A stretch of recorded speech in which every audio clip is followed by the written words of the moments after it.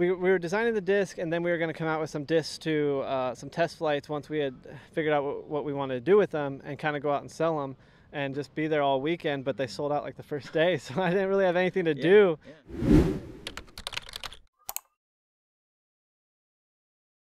All right, guys, Johnny Disc Golf here. The 2019 Ledgestone Insurance Open with the champion, Mr. Paul McBeth. How's it going, buddy? It's going well. I'm dry. Exactly. We had some nasty weather that was projected for this afternoon round. Was that in your head at all, or was it a relief when it didn't come? Well, I mean, earlier in the week, or the first day of the tournament, it kind of hit really hard. Mm-hmm. So, they had a delay. So I was curious if it did hit, if that would happen. But yesterday, the same thing. They had bad weather forecasted, and it kind of just pushed off or kind of waited and hit at night. So today I was kind of hoping the same thing would happen, and we were very fortunate because it was actually calm and no wind at all. Yeah, it was like beautiful conditions. Being in the lead by a couple strokes, were you, I could imagine yourself like hoping for calm conditions. Were you like hoping for it to pass, or was it in your mind at all? I didn't really care either way. As long as I kept the disc in bounds, I think that was the biggest key. So early when it was windy, I kind of made some mistakes. I should have maybe clubbed up a little on certain shots, but just a few mistakes early, and then kind of figured out once it started calming down, I kind of just stuck to the same game plan. And it worked out. I think I finished with 10 birdies in a row, so that was huge. Yeah, I was going to say, you really caught fire late. It kind of was sneaky, too. I was walking around with the cart. I didn't really realize that you were stringing them together like that. Did it just kind of feel easy out there? Well, early when I did have the OBs and things like that, I was having to hit a lot of big putts. Big putt after big putt, so most of them were for par. So it was kind of exciting because people, were cheering either way, so even for the par saves. And then after, I think, 9, the bridge hole, I got that birdie, hit like a 28-footer, and then after that, everything was pretty close. Right. So all the birdies were close, so they weren't as exciting, or they didn't get the cheers that the earlier putts were that were for par. Sure. I mean, I feel like that's like a routine. Like when you're shooting these really, really hot rounds, it's just that you're putting it to 18 to 20 feet, and then just knocking it down. Do you take like is that a priority for you? Like it feels like you don't even give hope to these guys. You know what I mean? Like if you're at 38 feet and you're dropping them in, it's like, oh, he's going to miss a couple of these. Do you take like pride in that? Is that something that you work on? Well, I mean, it's always great knowing that, before you've even putted, you've put pressure on the person that you're competing against. But like today, I was making those longer putts, so it was actually giving me more confidence in my drives because I knew I don't have to try to force a shot and try to put it really close. I could just, if I get it 30 feet, I'm feeling really good right now. So kind of showed right there at the end. I was starting to put my approaches close and putting my drives really close. So the putts they were easy, so it made the drives and upshots that much easier. Well, we haven't seen, I guess we saw you at KC Wide Open, but you haven't been at a few of those West Coast big ones, specifically the Oregon ones. What have you been up to? What have you been doing at the time? Well, the first one, Portland, that one I decided to go to Virginia. We had our RV. We wanted to go back home and kind of just visit, and we kind of got some house issues. We had some leaks going in our house, so it was good that we actually went back home and found that. So we played at the Blockhouse, which is Spotsylvania, Virginia, which is really cool place. I'd never been there before. So played that one the same week as Portland, and then we ended up taking the next week off. We were going to play in Tennessee, but we want to get the house issues fixed. So we got that all solved. It was nice to take a week off, kind of get our rig set up, get all our stuff in there. And then Beaver State weekend, I went to the U.S. Amateur Nationals in Michigan. So it was actually really cool because we got to work on the disc that we came out with. I got to go to a tournament I'd never been to. I didn't get a chance to go when I was an AM, so that was really cool to see that. And I also got to play the toboggan and hear the changes they're going to be making when the D-Globe comes up in 2 weeks. Can you let us know any like quick hitter changes? I don't think they're going to move any tee pads or baskets, just more OB, which a lot of people were asking for online actually. Yeah. But the fairways are so big there, so we'll see. They didn't have anything out yet, but I don't remember any tee pads really moving. Maybe one or two, but I think there'll be rope lines is kind of that'll be the difference. Yeah, how was it out at AM Nats? You hadn't played there as an AM, and you hadn't even made it there as kind of a brand ambassador before. What was that like? It was really cool. I think we were designing the disc, and then we were going to come out with some discs to some test flights once we had figured out what we wanted to do with them, and kind of go out and sell them and just be there all weekend. But they sold out like the first day, so I didn't really have anything to do the rest of the week, so I didn't go out there and really vend that much. But I'd go out there and just watch a little bit and kind of just hang out, and it was actually nice, a good first trip in our RV. So it was the first trip we had in the RV, so we were kind of able to acclimate with the dog and kind of what our situations are going to be throughout the road. So it was good for that, because we got to kind of make it home and figure out how we're going to attack the rest of the year. Yeah, so I could go two ways with this, right? I want to talk about the disc, but real quick, you said RV. In years past, I knew you were in a truck trailer. Is that any different now? Like, how's the season looking for you?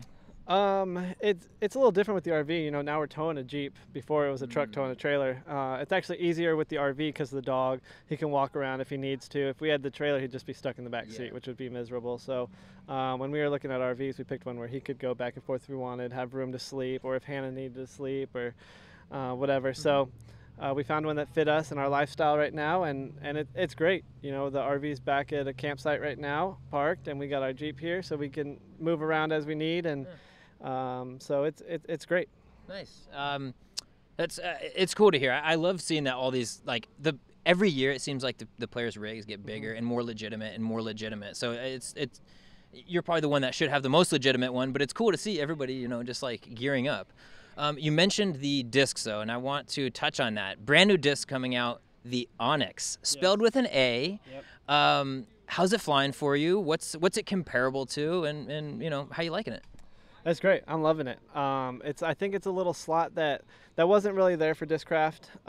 It's an overstable fairway, speed 10, lots of glide to it, and it's very I trusted it over the water so much here, and over the baseball field and things like that. So very trustworthy disc. Lots of confidence in it. Quick. I mean, it was just approved Wednesday, so.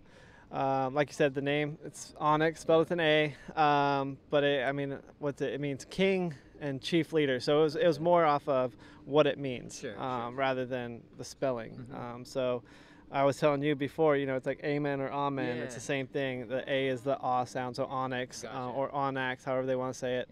But I like Anax, and great disc. I think it was a slot that was missing, and it went right into my bag right away. So I feel like I have a very strong fairway game right now. Yeah. So where are these names coming from? Because Discraft historically is like pretty straightforward with their naming conventions, but your new discs that are coming out with them are a little bit, you know, have a little bit more character. Kong, Luna, Anax. Is that from you? Is that from Discraft? Is that a collab? It's actually a mixture of all. The first one, the Luna, was a family name.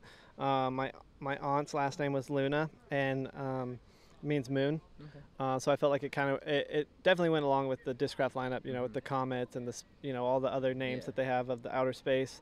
And then Kong has a cool backstory. I think there'll be a video coming out probably here soon about kind of the storyline behind it. And then same with Anax. So it's just I think it's the meaning behind the names more so than just the name itself. You know, you could have a cool name, or you know, like Mantis. Sorry, we'll just go with Mantis. You know, it doesn't. I mean, it's just a bug. Exactly. You know, but these I feel like have a cool story or a cool title behind them. So hopefully I can keep on track with that and keep coming out with some interesting names. Yeah. No, I love it. Are there any other plans to add to that lineup for like McBeth discs? Yeah, definitely a mid-range. I think is the next one. You know, we got the putter, we got the distance driver, fairway driver now, and then probably a mid-range. I don't know yet whether I want to go overstable with it yet or kind of straight to understable. So we're still looking through some things, and then whether it's beaded or not beaded. So figuring that out, and then we'll probably have a fifth one by the end of the year.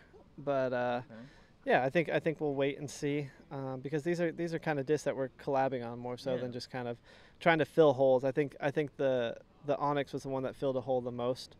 That, you know, they have tons of putters, they have tons of distance drivers, but I think it was something more that I've heard people wanting. So the Anax was the one that was most for me. Have you been getting good reviews from other pros? Like, have they had a chance to throw it much? Oh yeah, I mean, they've been loving the disc, so which is really cool. So many people are throwing the Kong, the distance driver. I mean, I played with Reed today, and he was putting with the Luna. So, you know, there's people on my card throwing them, and then the Anax. It's so new, but I think I was watching the women's coverage this morning, and Haley was throwing the Anax. Oh, I mean, and she just got one yesterday. Yeah. So she just got it yesterday, probably warmed up with it. It's like, wow, this is a great disc. So she was throwing it, and I'm sure a lot of other players were throwing it. So yeah, so you know, I think everyone on Discraft is happy with the way they're coming out. Cool. What's it like? And I'm going to tangent here, but what's it like being on a card where other players are throwing your discs? Is that this is even back to the McPro AVR days, where like that's got to be a confidence booster, right? Or like a confidence like killer on the other end. It's like, geez, I'm putting with this guy's disc who I'm trying to beat. What's it like, you know, playing on the card like that? It's really cool. I think it's really cool because it's something that they really liked, and I think it's a positive thing because I'm kind of like, well, I mean, maybe they felt like they were missing something too, and it's elevated their game. You know, that's the whole thing, is elevating everyone's game. You know, I'm not making these discs just for me. Like, oh, I think I've been missing this, but I think it's something that's elevating everyone's game, and that's the coolest part is they're liking it enough to be throwing it, and then, you know, me being right there watching them putt with, you know, watching Reed putt with it, or Haley throwing it. So it's a confidence booster for myself and hopefully them, because they feel like it's making their game better. Sure.